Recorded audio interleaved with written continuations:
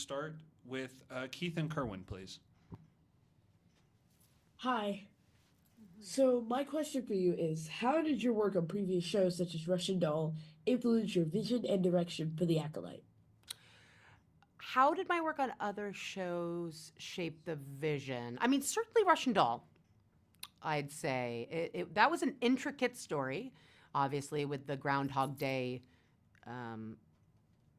element, having to keep track of this storyline that sort of spiraled down into the heart of what the story was about. And I hope we've achieved sort of the Star Wars version of that with this storyline, with the Rashomon elements and seeing things from two different sides, both between Amandala's characters. Am I allowed to say that? I am. Okay, great. Sorry, you guys. I'm still unclear on what I'm allowed to talk about. So where was I? I was talking about, oh yes, the duality and kind of flipping back and forth between who's good and who's bad. This is a point of view of one character. This is the other point of view from another character. So that's I would say that prepared me really well for the story we ended up telling here. Thank you. Trisha, go ahead.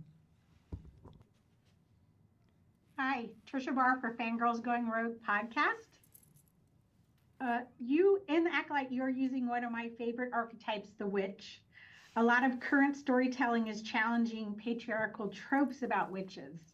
What do you want to bring to the cultural perspective of witches?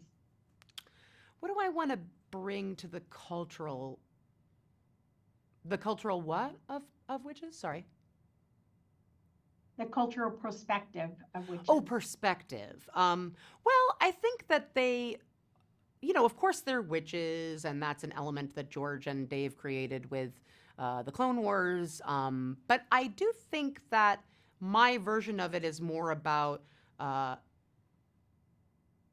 collective that utilizes the Force differently than the Jedi do and would rather be left alone so that they can develop their own way of manipulating it, use it, whether it's for good or bad is kind of left up to the audience's interpretation of them. So I guess that's how I would be challenging the perspective. George, go ahead. Hi, this is George and Josh Babe with the HoloFiles. Leslye, thank you so much. Really nice to meet you. Nice to meet you too.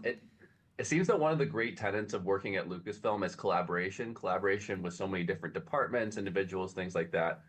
As you worked on The Acolyte, did you consult with other filmmakers who had directed and written other Star Wars stories? I know Rian Johnson had directed one of your first scripts and then obviously did The Last Jedi. I'm not sure if you consulted with him or other Star Wars writers, directors in crafting The Acolyte.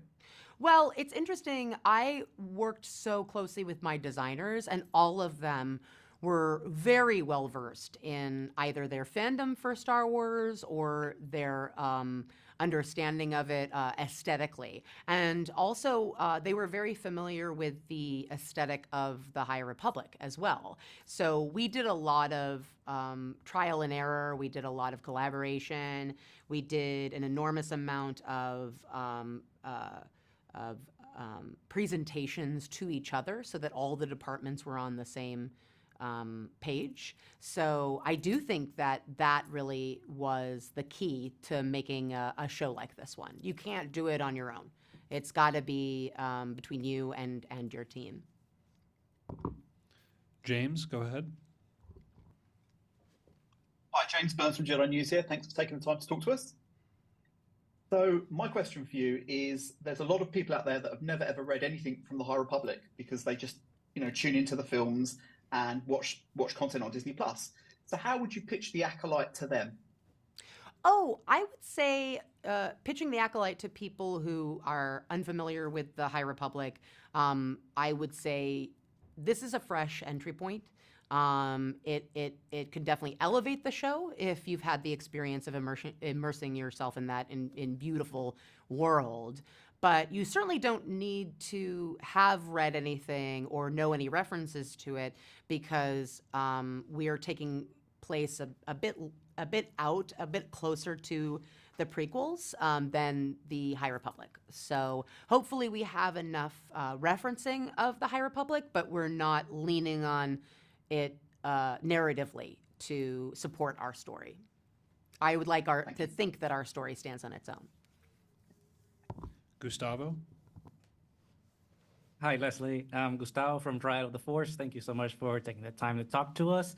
My question also has to do with the High Republic. But before getting into the High Republic, Star Wars has, I think, been known a little bit for being slower to embrace diversity in it, not just its casting, but also in the stories it tells about diversity. Through the High Republic and that publishing effort, we have seen a lot of diversity with the characters that are finally introduced, be it with their races or their sexualities, but also the stories that we tell about them.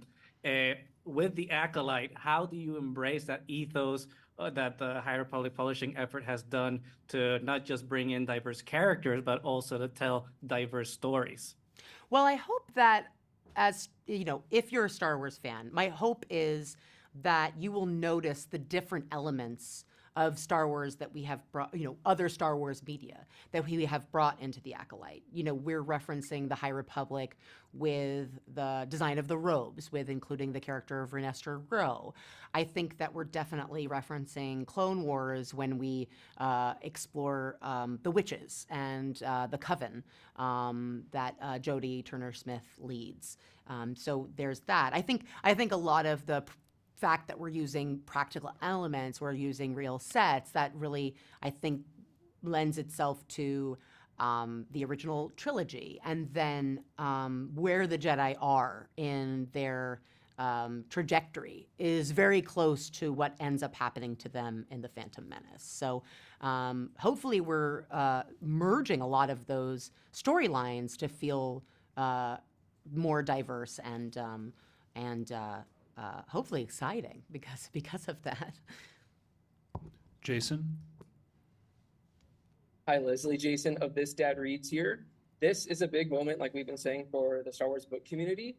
I just want to know, what message do you have for the High Republic book fans out there in anticipation of the release of The Acolyte?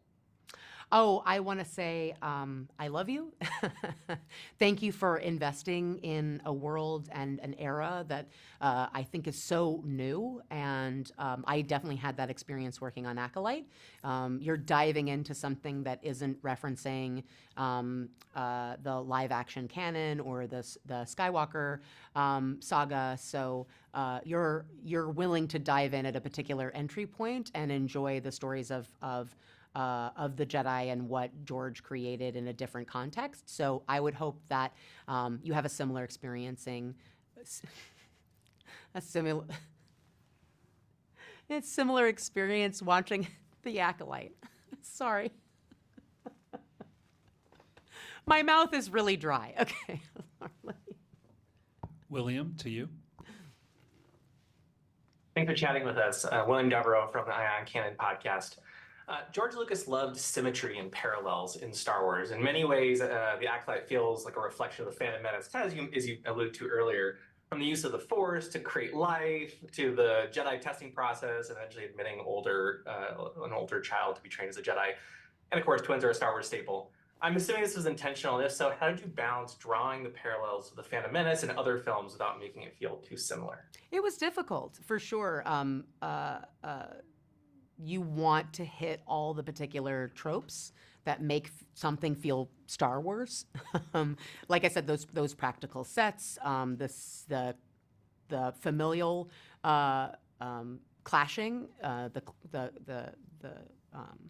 the struggle between master apprentice, father daughter, sister sister. All of those things, I think, are elements of George's stories. Ahsoka and Anakin, Luke and Anakin, Obi-Wan and Anakin. I was hoping to embody that particular, all of those particular tropes and elements. It was daunting.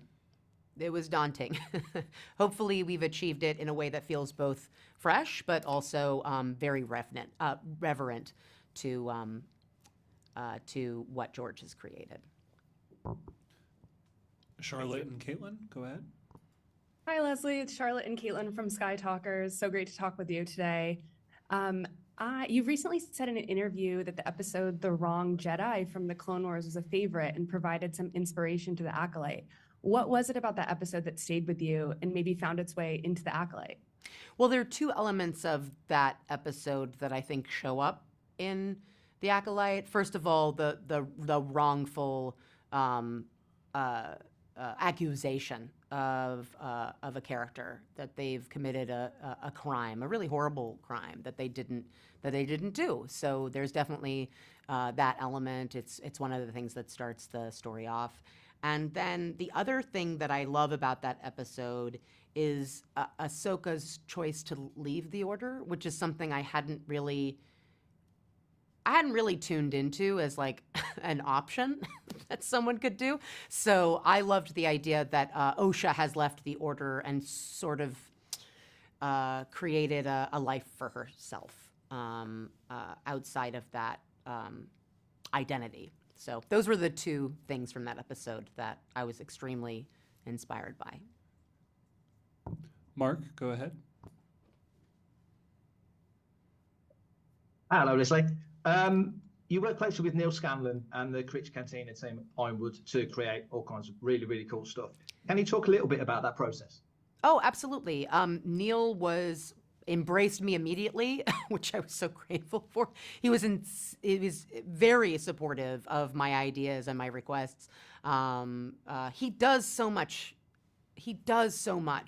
When you get to work with him, whether it was the mask with that element of horror with the smile. That was something that we worked on for a really long time in terms of how to construct it. The character of Basil was someone that I said, I want to do this with a guy in a suit like the old days. You know, I don't want this to be a CGI character.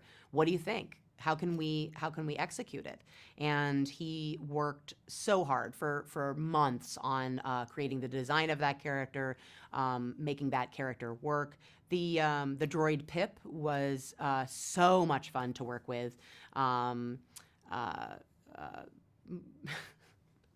Amandla would joke that it was like a little Mercedes-Benz in her pocket because every time she was done with a take, they would come and take it from her because it was so, it was remote controlled by a puppeteer who was excellent and actually worked with Amandla in rehearsals so that the character felt very much like, so that the droid felt very much like a character.